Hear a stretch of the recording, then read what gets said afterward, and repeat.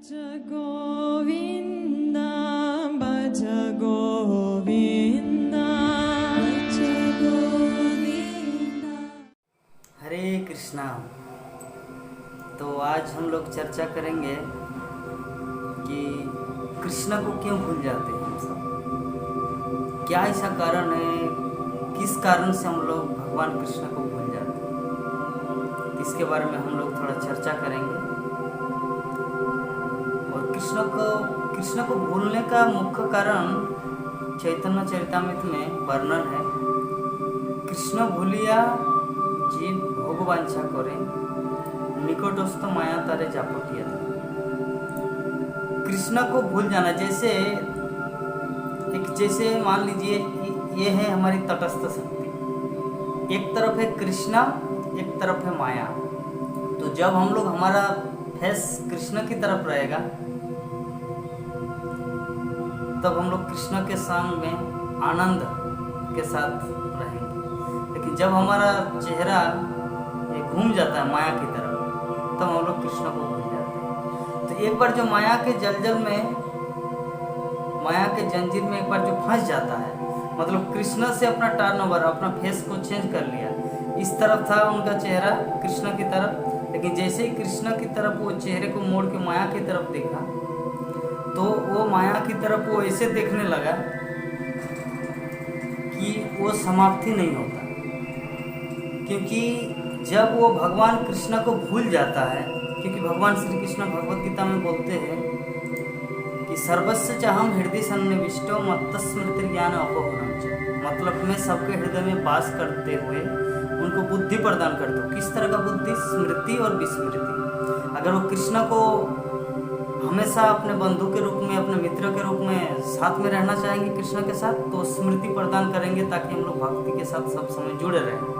लेकिन जब एक जीव चाहता है कि नहीं मैं कृष्ण को भूल जाऊं और कृष्ण को भूल के मैं इस जगत को एंजॉय करूं, मतलब भोग करूं, तब कृष्ण क्या बोलते हैं? अपोहनम च मत्त स्मृति ज्ञान अपहनम च, मेरे द्वारा ही स्मृति भी होता है और विस्मृति भी। लेकिन जब कृष्ण को कोई भूलना चाहते हैं, क्योंकि जब तक कोई कृष्ण को भूल नहीं पाएंगे तब तक इस जगत में भोग नहीं कर पाएगा, ये नियम है। क्योंकि भोगने वाला हम सब है भोग्य वस्तु प्रकृति, और भोक्ता है भगवान कृष्ण, भोक्तारम जगत तपसा। लेकिन कभी कभी जब हमारे अंदर अज्ञानता भर भरते हैं कृष्ण के प्रति द्वेष करने के कारण। तो जब हम लोग कृष्ण के प्रति द्वेष करते तो हमारे अंदर जब अज्ञानता आता तो सोचते कि हम ही मालिक है इस जगत का। तो जब कोई मालिक बन जाता है, अपने आप को थिंकिंग करता है कि I am proprietor of this world, तब वो सोचता है कि नहीं अब तो मेरा भोग्य वस्तु मुझे भोगना है। तब तो भगवान कृष्ण क्या करेंगे उस समय? अगर उस समय उसको सही ज्ञान रखेंगे उसके हृदय में, उसके दिमाग में, तब तो भोग नहीं कर पाएगा। इसीलिए कृष्ण उसे भुला देता है। और वही भूलने के कारण हमारे दुख का उत्पत्ति होती है, और वही दुख हमारे जन्म जन्मांतर 84 लाख जोनियों में हम लोगों को भुगतना पड़ता है।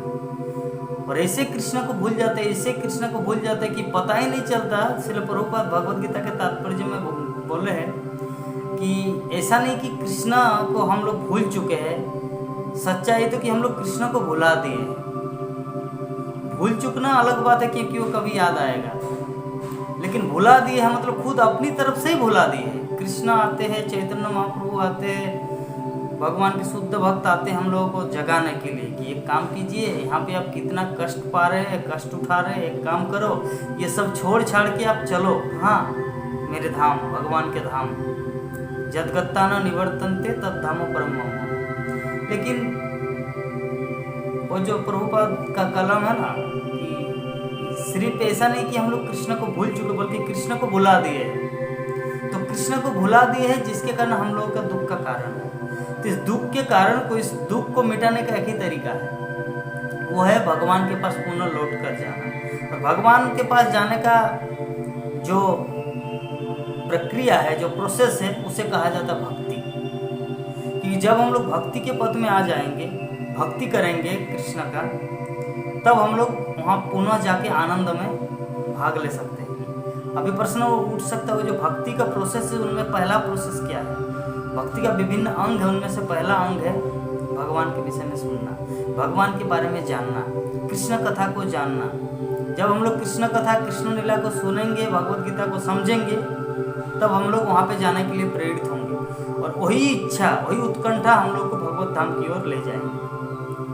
और यही हमारे जीवन में होना चाहिए, क्योंकि भगवान एक बार चांस दिए है। सच्चाई ये है कि जब कोई भगवत धाम से गिर जाता है यहाँ पर, उसको मनुष्य का शरीर मिलता है। मनुष्य का शरीर मिलने के बाद डायरेक्ट मनुष्य का शरीर इसलिए दिया जाता है, भगवान कृष्ण इसीलिए देते हैं ताकि वो भोग भी करे और इतना बुद्धि भी रहे कि मुझे यहाँ पे कष्ट मिल रहा तो मुझे पुनः भगवत धाम की ओर जाना है। लेकिन वो भोग करते करते जब भक्ति को भूल जाता है, तब भोग कर इतना लिप्त हो जाता है कि उससे 84 लाख जोनि में जाना पड़ता है। पशु जोनि में वो गिर जाता है, मनुष्य जीवन के नीचे स्तर में गिर जाता है। जैसे वो नीचे स्तर में गिर जाता है, जैसे कुत्ता बन जाता है, तो कुत्ता बनते तो कुत्ता का एक स्वभाव होता है, वो जब दूसरा को चिंतन करता है तो कभी बिल्ली बनते हैं, तो उसके बाद जब ईर्षा होता है तो सांप बनते हैं, सांप बनते तो अनंत काल तक रहना पड़ता है, सांप के बाद और मेढक बनते। इस तरह करके मेढक का चिंता करते करते मान लीजिए वो शरीर त्याग किया कि आज तो मेढक को नहीं खा पाया, मैं बहुत भूखा हूँ, तो ऐसे करके मान लीजिए सांप का मृत्यु हो गया, तो क्या करेंगे वो अगले जीवन में मेढक बनेंगे। मेढक अपने मृत्यु के समय जब कोई कीड़े मकोड़ों की चिंता करेंगे तो अगले जीवन में कीड़ा मकोड़ा। तो इस तरह करके व्यक्ति, कृष्ण उसे चांस देता है कि जब व्यक्ति चाहता है, जब जीव चाहता है कि कृष्ण मैं आपको भूल जा रहा हूँ, वो बोलता नहीं, उसका इच्छा होता है कि इतना सुंदर चीज़ थोड़ा जाके देख लेते हैं, भौतिक जगत क्या है। तो मनुष्य जीवन देता है कृष्ण कृपा करके इसलिए ताकि उस चीज़ को, दोनों को, भक्ति और भौतिक भोग दोनों को मेंटेन करके चले। लेकिन जब वो भक्ति को माइनस कर देते हैं और भौतिक भोग में लिप्त हो जाता है, तो वही भौतिक भोग उनको अंधतम नरक में गिराते हैं, धीरे धीरे अधम जोनि में गिरते जाते हैं। अप्राप्यम निवर्तन्ते मृत्यु संसार वर्तमान, मतलब भगवान को प्राप्त करना उनके जीवन का लक्ष्य था, लेकिन क्या होता है, अप्राप्य नहीं प्राप्त करते। मान मुझे, कृष्ण बोल रहे, निवर्तन्ते, निवर्तन मतलब घूमता है, मृत्यु संसार वर्तमान, इस मृत्यु के लोक में, इस मृत्यु के संसार में घूमता रहता है। तो इसका मूल कारण यही है। लेकिन अगर हम लोग चाहेंगे, फिर अगर ये समझ आया है इतना देर तक कि चलिए, हाँ, मैं जो बोलना चाह रहा था कि मनुष्य जीवन में जो पहले जो उसको इस पृथ्वी में भेजा जाता है, तो मनुष्य जीवन में भोग करने के बाद जब वो नीचे गिरता जाता है, इतना गिर जाता है, 84 लाख जोनि में फंस जाते हैं, तो कृष्ण चिंता करते कि हाय रे, ये थोड़ा सा सोचा तो मुझे वादा करके गया था कि कुछ ही दिन बाद रिटर्न आएंगे भौतिक जगत से आध्यात्मिक जगत, लेकिन कितना दिन हो गया अभी तक नहीं आ रहा है, तो चलो फिर से एक चांस दे दिया जाता है। क्या chance? What is this chance?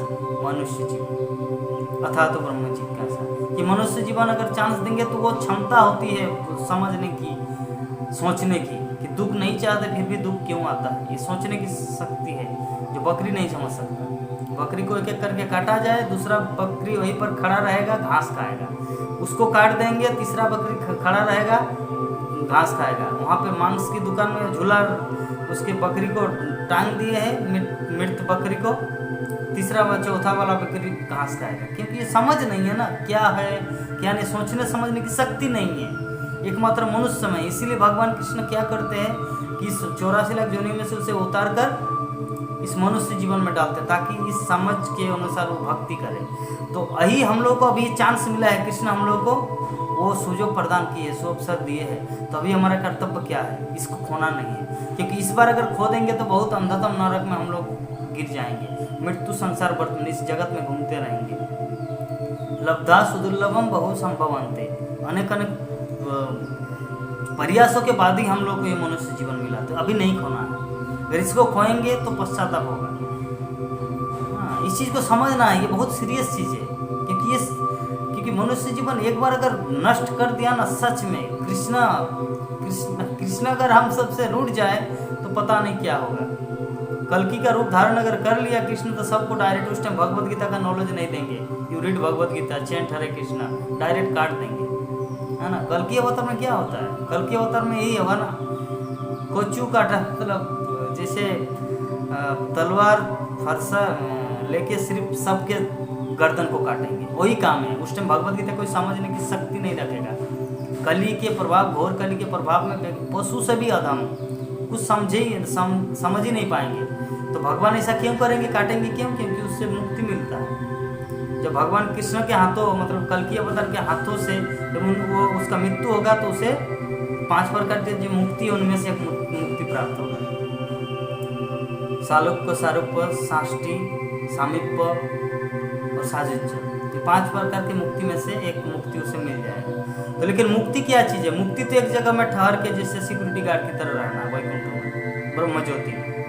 लेकिन अगर अभी हम लोग को चांस मिला, अगर हम लोग भक्ति करेंगे तो भगवान के धाम चले जाएंगे, वृंदावन धाम, और वहाँ पे जाके भगवान के साथ विभिन्न लीला कर सकते हैं। अगर गोचारण करने की इच्छा तो गोचारण में जा सकते हैं, अगर कालिया दमन करने की इच्छा तो उसके साथ विभिन्न प्रकार की कृष्ण की अनंत लीला है। ऐसा नहीं कि हमारा एक इस भौतिक जगत का कैलकुलेशन वहाँ पर लागू नहीं होता। ऐसा नहीं कि कल तो आज मान लीजिए कालिया दमन हो गया, हाँ कालिया दमन लीला हो गया, तो इसका मतलब ये नहीं कि अभी और नहीं होगा, 100 वर्ष हम लोग जिएंगे और कैसे होगा, नहीं, आप चाहेंगे तो कल भी होगा। ये कृष्ण की लीला ही अलग है, मिस्ट्री वेरी रहस्यमय लीला है। तो खैर ये सब समझ तब आएगा जब हमारे अंदर ये समस्त षड गोस्वामियों की कृपा और भगवान के शुद्ध भक्तों की कृपा होगा। अभी यहाँ उतना एक्सपीरियंस करके लाभ क्या है? हमारा पहला उद्देश्य होना भगवान के धाम में जाना। भगवान के धाम में एक बार चले गए तो बस सब कुछ सेटल हो गया, और यही हमारे जीवन का लक्ष्य होना चाहिए। अगर इसे प्राप्त किया, अगर ये हम लोग हमारे जीवन में आ गया तो समझो हमारे जीवन का लक्ष्य पूरा हुआ, और यही हमारे जीवन का लक्ष्य होना चाहिए। क्योंकि अगर हम लोग इस लक्ष्य को छोड़ दे तो दुखमय संसार में पुनः कुत्ता, बिल्ली, हाथी, घोड़ा, गाय, बकरा ये सब के रूप में आएंगे और दुख कष्ट उठाएंगे। मनुष्य जीवन मिला है मुक्ति, मनुष्य जीवन मुक्ति का द्वार है। इस द्वार में आकर लौट के जाना है बहुत ही दुखद बात है। द्वार में आए हैं तो डायरेक्ट इंटर करो जहाँ पर जाना है। कहाँ? भगवान के धाम। भगवान के धाम वो घर है और ये मनुष्य जीवन वो द्वार है। तो उस द्वार से अभी हम लोग को भगवान के धाम, उस घर में घुसना है, घर के अंदर प्रवेश करना है। तो घर में प्रवेश करने से पहले कुछ नियम होते हैं, कैसे प्रवेश करना है, कैसे चलना है, किस तरह पैदल चलना है या क्या करना है। तो पहला स्टेप है श्रवण करना। जितना हम लोग भगवान की कथा, भगवत कथा, श्रीमद् भागवतम, चैतन्य चरितामृत, भक्ति रसामृत सिंधु, ये सब अगर अध्ययन करेंगे तो हम लोग को प्रोसेस मिल जाए क्या करना है क्या नहीं करना है। ये बहुत ही इंपॉर्टेंट है, इसलिए कृपा करके सभी समझिए इस चीज़ को और भक्ति पथ में आइए, अपने दुख से छुटकारा पाके सुखमय संसार की ओर भगवत धाम भगवान कृष्ण के पास आइए। हरे कृष्ण।